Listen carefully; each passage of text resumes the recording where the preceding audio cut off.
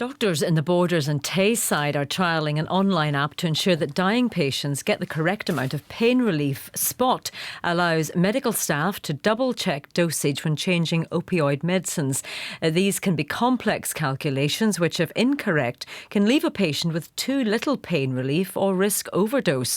Our innovation correspondent Laura Goodwin reports.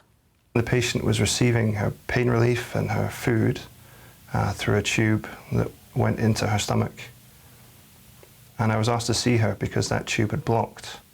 2 weeks after graduating from medical school, Dr. Roger Flint was covering 3 wards on a night shift when he was asked to change a dying patient's method of pain relief. The nursing staff asked me to change her from the tube pain relief to an infusion under the skin.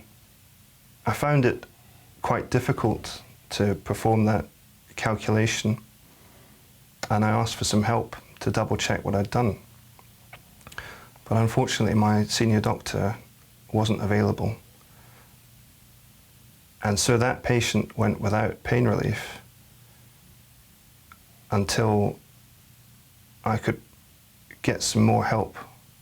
It is an experience he will never forget, but made him determined to ensure better support be available to clinicians making prescription decisions. Roger worked with developers to create the Safer Prescription of Opioids tool, or SPOT, a phone app that can double-check the calculations made by medical staff, ensuring a dying patient is given the correct dosage of pain relief as quickly as possible. I think the answer is 25. SPOT has independently performed the calculation, double-checked it, and SPOT agrees. Now SPOT is being trialled at the Margaret Kerr Palliative Care Unit in Melrose. Dr. Annabelle Howell is the palliative care lead at NHS Borders. You're not using it as the sole way of working that calculation out, that you're doing it first, but it's a great way to double-check that. In the past I've always done that by doing the calculation one way and then doing it a different way and checking that I come up with the same amount. Sometimes if there's another member of staff, we'll ask them to do it, but there's not always someone there available, so actually it's really useful. But increasingly end-of-life care happens at home, supported by nursing staff or out-of-hours GPs. Dr. Scott Jameson from Dundee is also using the app. We are managing more and more complicated medication regimes in the community. I recognise the distress that I'm going into, and I'm trying to support that.